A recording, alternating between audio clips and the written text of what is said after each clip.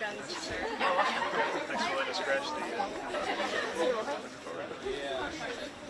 Noah, come here. This is my other son. Sorry, I have three kids.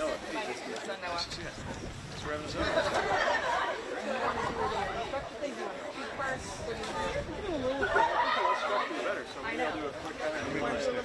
Sure, and then you can talk and then answer questions and then go on. Okay. Pull in a little bit, guys, if you want. Mayor Pete, can you go up on the step if you're going to address everybody? Just go up on a step there so you're up above a little bit. Okay, sure. These folks, you can come in closer. Fill the shot. As long as you go up on a step.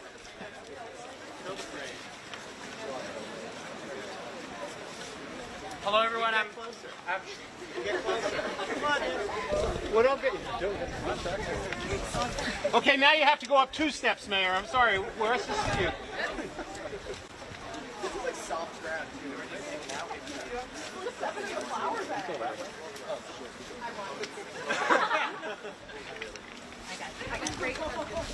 Yeah, I'm pretty fun.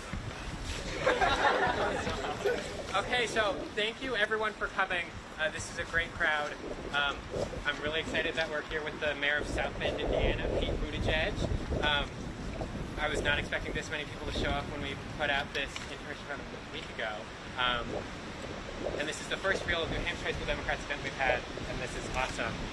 I know as a mayor you probably understand the impact working at a local level can make, and making sure our president is a one-term president isn't just voting and hoping for the best. It takes knocking on doors, texting, calling, doing whatever you can to get as many people out to vote as possible and understand why we need a new president.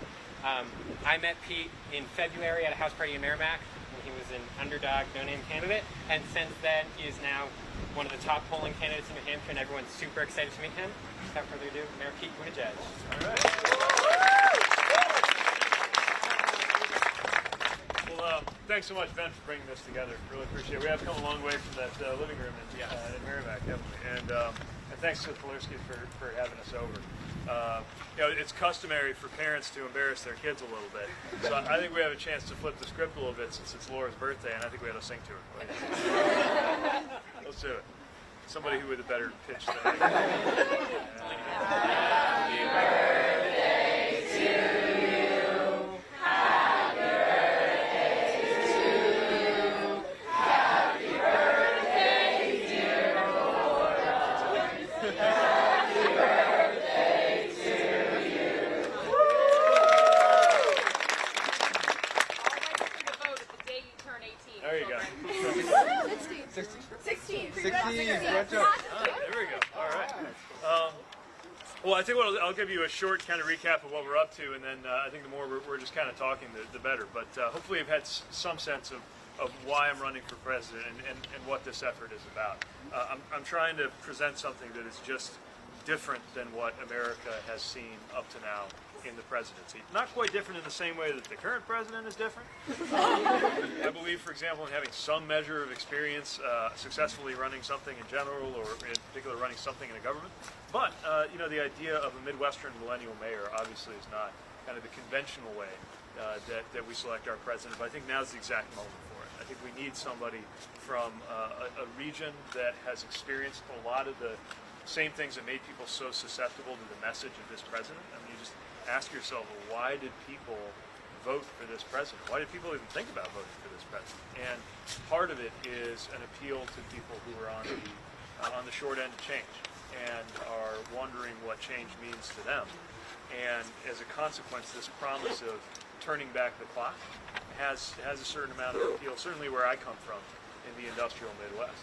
The problem, of course, is the past that he's promising to rewind us to was never as great as advertised. It was certainly less inclusive socially and racially, and less gender inclusive, and for a lot of other reasons. We know that going back wouldn't make us any better off, even if it were possible, and it's not. So our community story in northern Indiana is an industrial city that changed our future, first by admitting that it wasn't about going back to the past. And I'm convinced that you can't have a healthy politics that revolves around the idea of again. And so instead of Make America Great Again, we've got to talk about how we're going to make the future work better for us. It's one of the reasons I talk a lot about the year 2054. I don't want to even think about how old you'll be in 2054. But it's the year that I would reach the current age of the current president. And I think about that year a lot because I think if we're looking to the future in a serious way, we're going to make different decisions than we do now.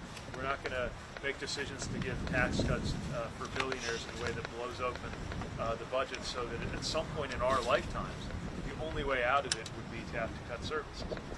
You wouldn't treat climate change like it was somebody else's problem if you're thinking about 2050. Because we are going to be living through, we already are, right? Living through the consequences of climate change. And for that and a whole bunch of other reasons, I think it's time for a new generation of leadership and to bring that to the highest levels of American politics. Often when I'm campaigning, you'll hear three words from me more than others. It's freedom, security, and democracy. I talk about freedom a lot because, as you probably experience in lunchroom arguments with conservative friends, they're talking about freedom, right? They believe that caring about freedom means you have to be conservative. But what you got to remember and what you got to help them understand is that there's more to freedom than just cutting taxes or getting rid of government. It's certainly true that an overbearing government can make us less free. There's a lot of things that can make us less free. You know, you're not free if you don't know how you're going to get your health care. You're not free if somebody can tell you who you're supposed to marry because it's their interpretation of their religion. And you're not free if you can't make your own reproductive health care choices because of other people's interpretation of their religion, and that being imposed on you politically. So don't let your conservative friends tell you that they're the only ones who care about freedom. I'm going to be talking about that a lot because I want to demonstrate that freedom doesn't belong to one party. It's the same with security. I think a lot of voters still think that security and patriotism and military service even are more associated with the right, but the flag doesn't belong to one political party. And I'm telling you this as somebody who served in Afghanistan in uniform, that patriotism knows no party. And that if we're going to be serious about security for the 21st century, frankly, the folks in charge right now aren't offering any good answers. You know, cybersecurity is not something you can solve by putting up a wall. Election security is not something that is protected by putting up a wall. And we also need to talk about things like climate as a security issue, because we're already seeing civil wars, like the Syrian civil war, beginning partly because of forced migration that happened as a consequence of climate change. And we're also seeing specific harm and damage happening in our communities because of extreme weather and more intense and frequent weather disasters that are part of climate change. So we talk a lot about security. We're talking a lot about democracy. And you know, as new voters, I think the generation that you represent has an opportunity to also help make sure we have a better democracy than we have right now. One where we make it easier, not harder, for voters to vote. One where we get money out of politics. One where we stop allowing our districts to be drawn in a way that basically what you have is politicians get to pick their voters. It's supposed to be voters choosing politicians, but when you draw the lines in a way that manipulates it so that your party is more likely to win, that flips the idea on its head and not in a good way. So in this and a number of different ways, I think we can strengthen our democracy. And I think if we do, then on a lot of other issues that we care about, from gun safety to climate change, that we'll have outcomes that are actually more in tune with what the American people want. So that's what we're out here to do. And we're just thrilled with the support that we're seeing. But really, to get anywhere, it's about organizing. It's about people being willing to tell friends, to knock on doors, to get online, to get on social media, to share what we have to say, to engage in those debates, at least when they're good faith debates. I think it's a healthy thing to engage online, and we can't do it without your help. So I'm hoping that some of you will feel motivated by what we have to say today to help become the backbone of this campaign. We are running a lean operation. We're making sure we use every dollar that comes into this campaign as efficiently as possible. And that means we really depend on volunteers and friends to step up. And it's also just really moving to see this many high school Dems involved. Because I think, you know, pundits are always scratching their heads saying, you know, what's wrong with young people that they aren't getting involved. So obviously, the fact that you're here shows that this is not a problem for you, that nobody has to explain to you what's at stake in the presidential election or politics more broadly. And I'm really glad of that. Now I need your help kind of spreading that more broadly. So I don't want to keep talking at you. I think we should just kind of talk about whatever's most interesting. But I don't know if there are burning questions. Yeah. Thank you for being here. My name's Delaney. I'm a sophomore here in Nashua, and it's reaching that point in my high school career where I'm supposed to start thinking about college. Yeah. And unlike my dad, who has told me many times that he went to Boston University as a straight C student and paid off his loans with a summer job, I won't quite have that same frequency. So I guess to put it broadly, should you be elected, what would your approach be to this country's relative? Yeah, this is a household crisis for us because Chastity and I have six-figure debt, and more people are doing exactly what they're told, what you're supposed to do: go to college, earn a degree, and winding up behind financially because you do it. So there are a whole bunch of things we need to do, but here's some of the solutions I think need to be part of it. One is expanding Pell Grants. They used to cover a really healthy chunk of college costs. Now that chunk has gotten smaller and smaller. Another one on the back end, when you do have that debt, is to make it possible to refinance it. So it's fair. We refinanced the debt on our home when interest rates became more attractive, but you can't do that on your student debt. So we're paying almost twice as much on the student loans as we are on the house. Another thing that we've got to do is compel states to cover a greater share of college costs. As you know, New Hampshire's got one of the highest rates of in-state tuition in the country. The whole idea of public universities is they're supposed to make education accessible for all. So I think it's a combination of carrot and stick. I think the federal government should be providing grants that incentivize states to do that. But also some of the support that states count on from the federal government should have some strings attached, frankly, on whether those states are willing to step up and make college more affordable. So those are a few of the things that I think need to be part of the mix. There's no easy answer because it's a really expensive problem to solve. But we know that if we get this right, it's not so much an expense, it's an investment, because then you have more educated community and more educated country, and that'll serve us well on everything from social cohesion to national security in the future. So, thanks for raising that. I hope it goes well for you. Yeah. Hi, thank you so much for being here. My name is Tadea, and I'm from Western Massachusetts. So I was scrolling through the internet. I found your blanking on what year. Profiles in Courage essay where you wrote about Bernie Sanders. And so obviously now you're running against him, and I'm just curious as to why you think, looking back on that essay, why you think he would be a better candidate now. Yeah. I'm not supporting him.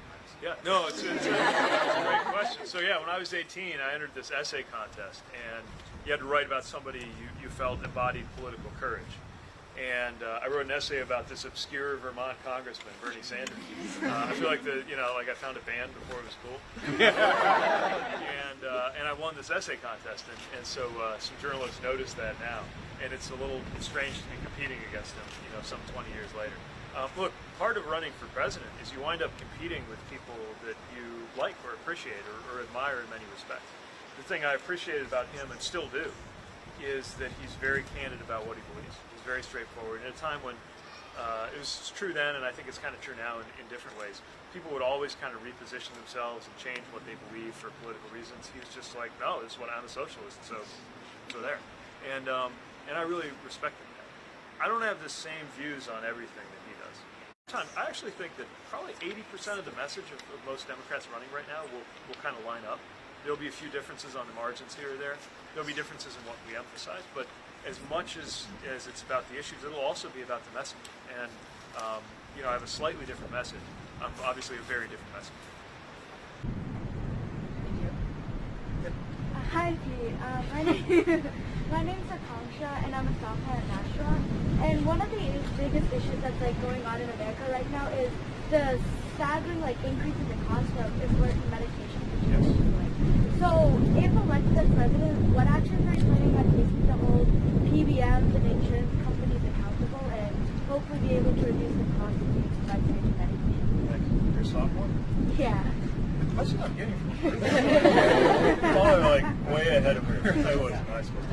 Well, super important issue, and look, it's okay for a pharmaceutical company to do well if they create a life-saving medication. But what you have happening right now is clearly taking advantage of the fact that lives depend on these medications to do what in some cases just amounts to price gouging. So first of all, there needs to be some kind of guardrail, basically a circuit breaker, limiting how much you can jack up the price of something just because you became the exclusive provider.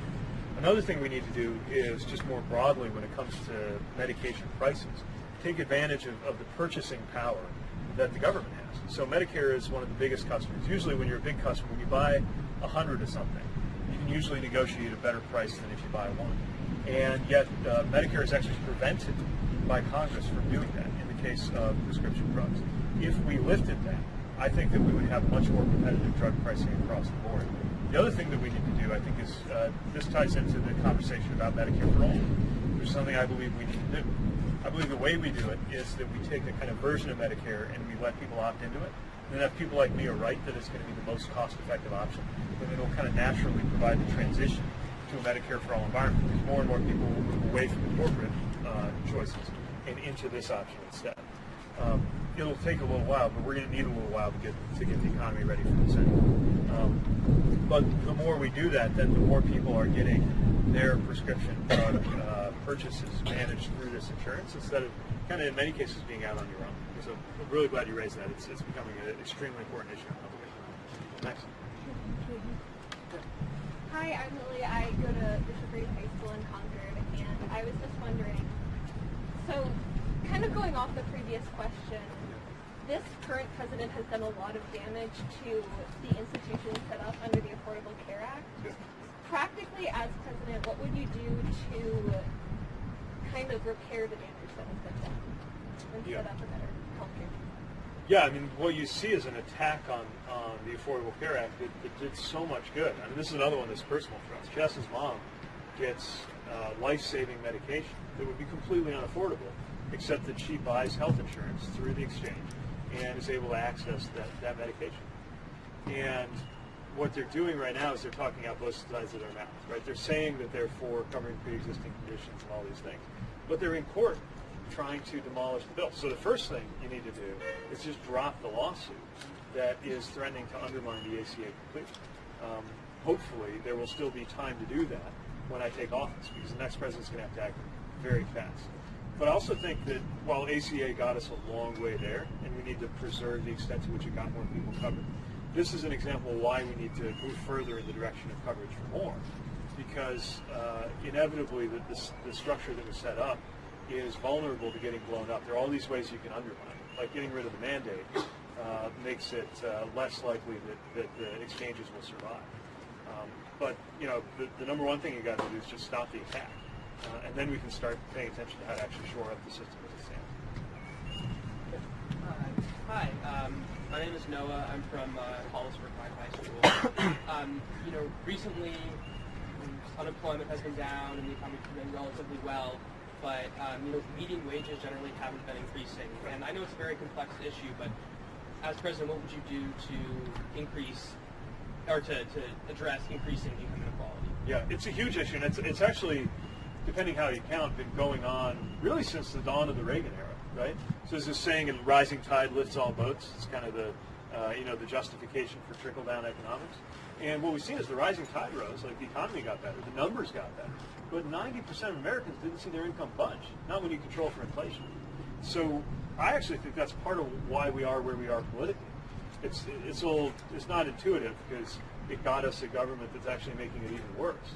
But I think the sense of anger and disaffection that comes from seeing that the numbers are fine, like unemployment's low, like all that, like you said, GDP is growing, and yet a lot of neighborhoods and families are living like this recovery never even happened. They're stuck. It just kind of turns you against the system in general, and then you're more likely to want to vote to blow up the system, which could lead you to somebody like Bernie, and it could lead you to somebody like Trump. I think that's how we got where we are. So the good news is a lot of these things can be addressed in policy. So some of it's direct attention to income. It's why we need a higher federal minimum wage. It's why we need better overtime laws, because overtime is almost the same thing as the minimum wage, in the sense that if you're salaried and your employer can make you work more than 40 hours a week for the same salary with no overtime, basically what they're doing is they're cutting your wages. It just doesn't look like they're on pay. So we got to have stronger rules around overtime. And then part of it's more indirect, and it's, all these tax cuts basically came along with a disinvestment in the things that help people get ahead: education, infrastructure, health. But as a country, we've been investing less and less in those things. And that's part of how you make it economically. Is you have access to quality education, you have good infrastructure, so that you can succeed in life. And as we've kind of eroded our investment in that indirectly has contributed to inequality too. Same as the college affordability, which makes it harder to get it, to get through college and boost your own income. So we need to do those two things at once. So on one hand, just standards to make sure that employers are doing the right thing, we're paying people better. We try to do this in the city. We just boosted our own minimum wage that we pay city employees. We introduced a paid family leave policy, so I think that's another really important thing. It also disproportionately benefits women of color. And at the same time, we need to do those kind of longer-term investments that will help make this just the kind of country where you can live the American dream, where you can be born in the bottom quartile and wind up in the top when it comes to income. I mean, right now, statistically, the number one country, anybody know the number one country to live out the American dream? If you measure, like, how many people born into the bottom fifth wind up in the top? Huh? China? Denmark. But the point is, it should be America, right? Like, we want the American dream to live in America. And we're not even in the top 10. So, I mean, China could well be outpacing us on that front, too, soon if they haven't already. So, those are some steps out of Hi, I'm Ian McNabb. I'm another junior college. Very recently in our state, our legislature passed a bipartisan bill to legalize recreational marijuana. But, however, as I'm sure you know, of course, that's still illegal on a federal level. Right. Would you make any changes to federal marijuana policy if elected? Yes. Yeah, I think because it's such a mess. If it's federally illegal, as you know, you can't do any banking. It creates this weird patchwork, right? So I think, look, first of all, I do not recommend smoking anything. But clearly, criminalizing it is favorable. And we know about a lot of therapeutic uses of marijuana. We also know that a lot of people are in prison for nonviolent drug offenses. That you are 4 times more likely to have had that prison sentence if you're a person of color. I mean, everything about the way this has been handled is wrong. And so states are leading the way, but the federal government needs to do the same thing. And we need to be ready to have this be retroactive so that if people are incarcerated for nonviolent drug offenses, we have a way to get them back into society. Because often the incarceration is doing much more harm than the drugs ever did. And marijuana is not the only area where we need to look at this, but it's one of the top ones, and I think the federal government needs to catch that. Hi, I'm Nick from here in Nashua. So as a fellow Christian Democrat, how has your faith affected your politics throughout your life? Thanks for raising the question. I think talking about faith is really important, and I'm careful about how we do it because we need to show respect for the separation of church and state. I think anybody who mentions religion in the public square needs to make it very clear that they're equally supportive of people of any religion or of no religion. But I think when your religion guides you in some way, you should share why. And when I hear scripture in church, I hear about taking care of the least among us. I hear about looking after the stranger. I think stranger, this is a translation from Greek. You could translate it and get the word immigrant, too. It's about taking care of the sick, visiting prayer. You think about the New Testament, it's full of cases of, where when God comes to earth in human form, most of what he spends his time with is the marginalized in society. And there's also a lot about humility, of lowering yourself in order to make others better off, and about love. And that is not what I get out of this White House, right? Not a lot of humility, not a lot of love, definitely not a lot of taking care of the least among us.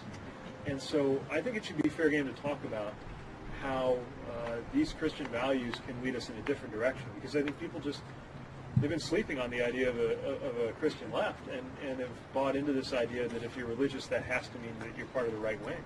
And from where I sit, at least, it just doesn't add up. Thanks. Yes.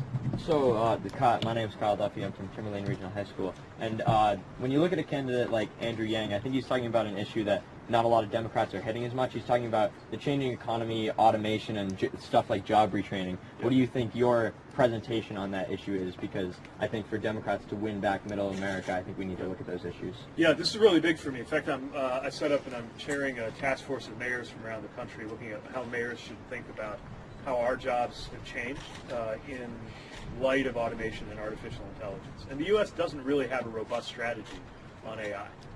When you look at AI, when you look at automation, what we're really talking about is the future of work. And the future of work is one in which people your age are going to change careers more frequently than people my parents' age change job titles, which means that we have some policies, we have to have policies that reflect that. It's a hugely disruptive issue in the industrial Midwest where I come from, but really this is not just a blue-collar thing. I mean, we're talking about people in medicine, people in accounting, people in law will find that their jobs are different because of what's happening. So I'm not there yet on universal basic income, largely because I want to see, there's experiments going on right now to see if it works as well as we hope, and I want to see the information come back. Stockton, California, for example, Michael Tubbs is a friend of mine, is the mayor there. They got funding to actually just try it with a lot of people and see what happens. But I do think we already know enough to say that benefits need to change, the way you get retirement and health benefits, that if you work, let's say 5 hours a week for Uber, then you should get 5/40ths of the benefit that you would get if you were full-time. Right now, a lot of places, if you're under 29 hours, you don't get any benefits at all. And so what's happening is we've got an economy, we've got a whole system, the way our pensions and our health care and our laws work. They're designed around being able to assume that you're going to work at one or two places for your whole life. And it just doesn't work that way. And so I'm glad that this issue is being raised. And I think guaranteed income may well be part of the solution. But even while we're hashing out the policy questions around that, we know right now that we need things like portable benefits. And we also just need a society where, frankly, our identities should be a little less wrapped up in what we do for a living. Like you go to a party and the way you explain who you are is people ask you the question, what do you do? And there are other ways to think about who we are than where we get our paycheck.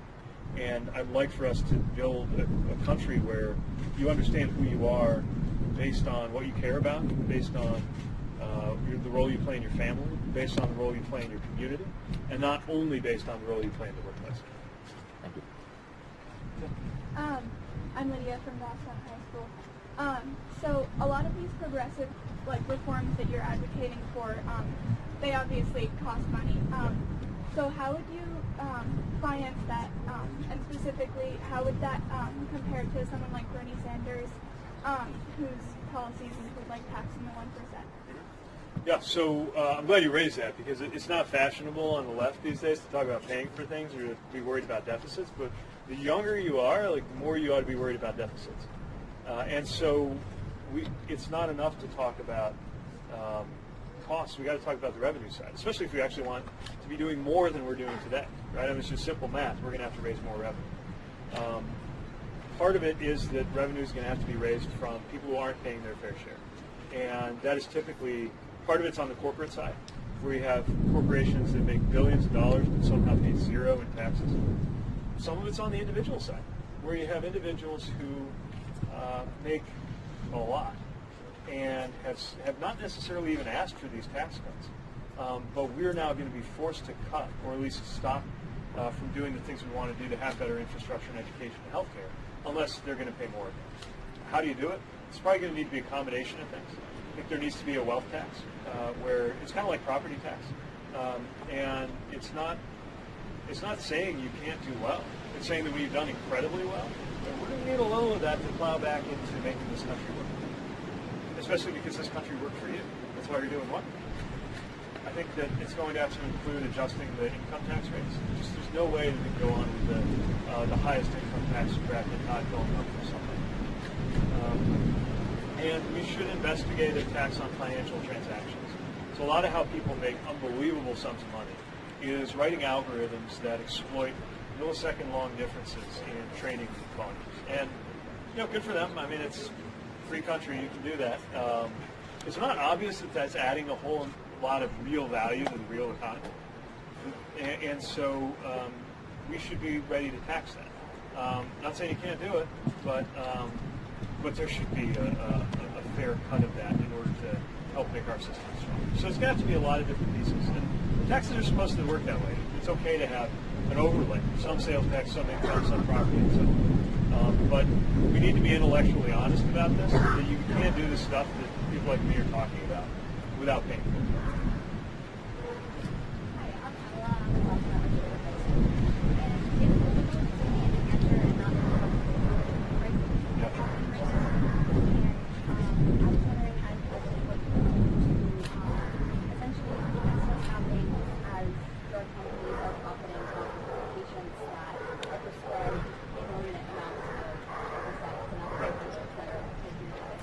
Yeah, if you didn't hear it, the question is about the opioid crisis.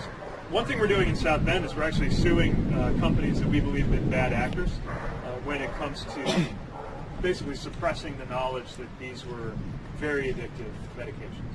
And this is an issue that has touched our community as it is affecting so many people here in New Hampshire, people I care about that we've lost to this crisis. Now, it doesn't mean that all opioids need to go away. I mean, fentanyl, for example, was actually a real blessing toward the end of my father's life. And used in the right way, prescribed responsibly, these pain medications have a lot of value. But it's also clear that many of their makers acted in ways that were irresponsible. Now, that's not enough. We've got to figure out what to do going forward. One of the biggest things that we're learning is the value of medication-assisted therapy. In other words, recognizing that this is not, we still too often treat addiction like it's just a moral weakness, when actually it's a diagnosable medical issue. And there are medications to treat it, but there are not enough people who are certified or qualified to prescribe those medications. So we could do more to incentivize and enable more people to be able to make those things available. And one of the things we've done in South Bend is also try to help basically use community as capacity. So what we're doing is we have a lot of people in our community who have overcome addiction. We have a lot of people who are still living with addiction. So one of the things we do now in a partnership with the hospital and our mental health services is if somebody has an overdose, they get revived by EMTs using Narcan, which brings you back to life sometimes in an overdose situation. A lot of times what will happen is you wake up in a hospital bed. We have you on a wait list for rehab, but there could be days or even weeks between here and there.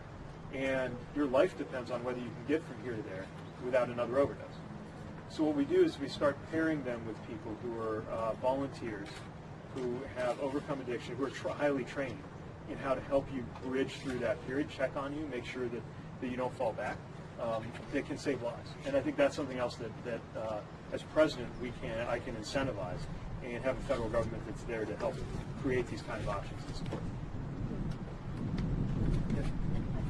My name is Caitlin. I'm from Spring School in Massachusetts. Well, thank you for coming to talk to us today. So a lot of people in Congress and in the government right now are very anti-choice, and a lot of people want to overturn Roe v. Wade, which in doing so would lead to death for a lot of women. How, if elected as president, would you ensure that this remains a federal law, and how would you also ensure that states cannot change it in any way? Right. I mean, this is one of the main projects of the far right, and they have increasingly gotten their way by changing the face of the judiciary and through these state laws that have made it harder and harder for women to exercise their right to choose. Right now, it's still settled case law in this country that right exists, but I'm also worried that right is in danger. Part of this can be addressed through federal policy that secures these rights and that can also tell the difference between states that are upholding these rights and states that are not. But the reality is we also need a judiciary that reflects the American people as well. And that means, to me, it's not just about this issue. There's a lot of different issues where well, you saw it in the Kavanaugh hearings, right? Where we have this kind of just apocalyptic battle over ideology every time a seat on the court opens up. And the court is supposed to be one that thinks for itself. In fact, one of the reasons the right to choose was safe for a while is that you had Republican appointees, like Justice Souter, who voted in an independent and responsible fashion. I'm not sure we have that same kind of independent thinking as much on the court right now. And it's why I've proposed that we change the way the court works. that we set it up so some of the appointees on the court are there by a consensus process, where appointees of Republicans and Democrats have to agree on these additional justices. So when we have that, I think we'll have a fairer judiciary. And I think rights from the right to marriage equality to the right to choose will be more secure. That's not going to be an easy thing to do. We're talking about a deep structural reform. There's a difference of opinion among legal scholars about whether it would require constitutional amendment or whether you could actually do it by law. But I'm just trying to open up the debate so that we remember as a country that we have options when our branches of government are no longer serving as well. I think we've reached that point, not just with the court, but with the way the Congress is set up, with the way the districts are run. And it's one of the reasons I keep talking about democracy, because I think all the issues we care about, from reproductive health to climate to jobs, will be very hard to tackle if our systems, if our institutions remain warped through the political manipulation that's gotten us to the point we're at now. We have time for one more question, and then we can mingle. Okay. And then I see you right. Okay, so hi, I'm Sarah from Nashua High School South. I'm a sophomore. And as I go through high school, I'm becoming increasingly concerned with how little attention the wage gap is getting, the gender wage gap. Yep. And I mean, right now, women on average only earn 79 cents to a man's dollar, Right. and it's even less when race comes into the question. So if you are elected, I want to know what you would do to improve the situation. So one thing that I'd like to do is require companies, at least large employers, to publish the gender pay gap data on their own payroll. It is amazing how much a little transparency will do to change the priorities of an organization and to get them to do the right thing. So this is one of those where I think sunshine is the best disinfectant, and people will then be able to make decisions on where they're going to work, where they're going to shop, and shareholders will need to hold the companies they invest in accountable. But so can we. We can hold them all accountable, and it starts by making sure we require them to publish that data. It's not that hard. They already got to get this information for tax purposes. They got to do just a little bit more tracking and put that out. And I believe that if we saw that happen, we'd see a lot of those disparities start to close pretty quickly. I guess time's up for Q&A, but hopefully we can visit for a little bit. So we're going to mingle a bit and do a little bit of a photo line if you guys want photos. The mayor and Chaston are going to stand up there, and we're going to just form a line here so you guys all get a chance to meet them and take a photo. All right. How's it sound? Thanks again for coming. And thank you. We're building up the team right now, so if you can take a second to go to PeteForAmerica.com or text Pete to 25859. 25859. Still trying to remember that. Or meet Cole, first of all. Thank you. Representative Reel, Representative Tulerski's colleague, is also helping us on the campaign, and it'd be great for him to have your info. Hopefully we've got a sign-in sheet going around too. So thanks a lot. We'll continue here.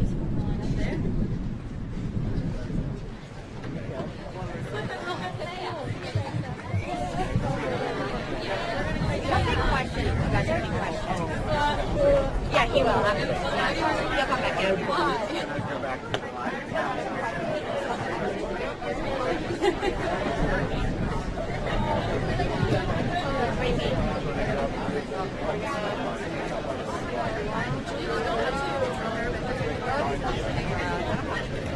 Yeah, he's got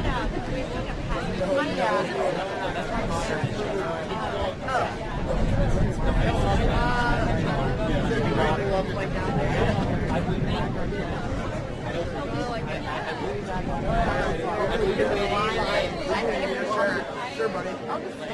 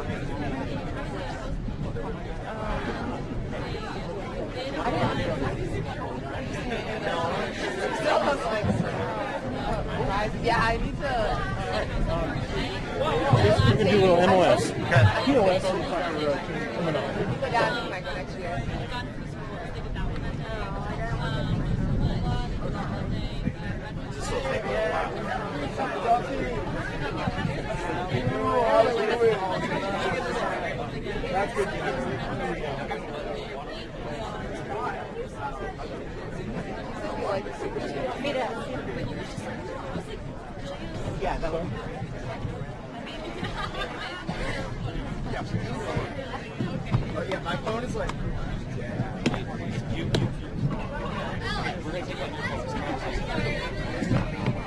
Yeah, I need to listen to my ballot. We have priorities here.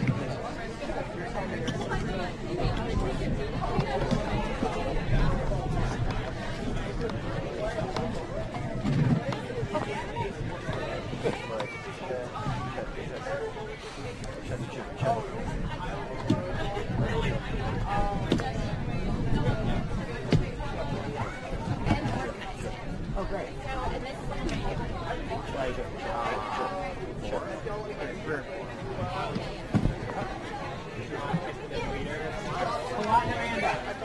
No, I don't want to. All right, we're doing some one-on-one interviews here. Oh. We're just doing some one-on-one interviews. It's not the candidate. It's not open. Okay. Thank you. So, what Check. I have not decided who I'm planning on supporting. I'm the chair of the New Hampshire High School Democrats, so we're just trying to get as many high school kids to meet candidates as we can. We've been getting kids to a bunch of events. So I've been reaching out to campaigns to set things up. Pete's campaign reached out that they were interested in setting something up, so this is what we ended up with. Okay, awesome. Cool. Well, thank you so much. I think we're mainly looking to talk to people about why they would be, why they're interested in him. So you wouldn't want to weigh in on that. Delaney. Okay, look. No, I'm looking at Do you want to talk about why you like Pete? Sure. Yeah. So would you prefer if I'm not in it because I'm not going to say why? Correct. Okay. I'm sorry. Oh, would you? No, that's fine. You guys can do it. Oh, okay. Sorry. Yep.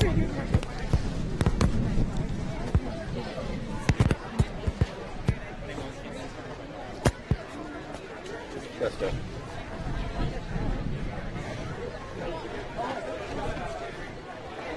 Testing 1, 2, 3, 4, 5. Yep, that's 4, 5. Good. Great. What's your name? Akanksha. Delaney. And what are the top issues that are most important to you guys this year? I'm just pre-interviewing. Okay, well, as I asked, I'm concerned with college just because that's what will affect me so soon. But really, all the issues people talked about, women's reproductive rights and tax. You were the one that asked about student debt? Yes. Yeah. Okay. So I actually also asked a question. I asked about pretty much holding PBMs and insurance companies accountable because my dad happens to be a diabetic and I have a lot of people in my family which do have these issues where they need these life-saving drugs.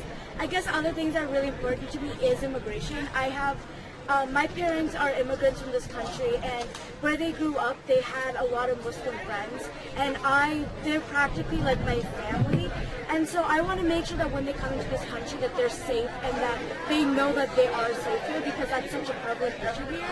So immigration, holding PBMs, insurance companies accountable, and a lot to do with women's reproductive rights, with the whole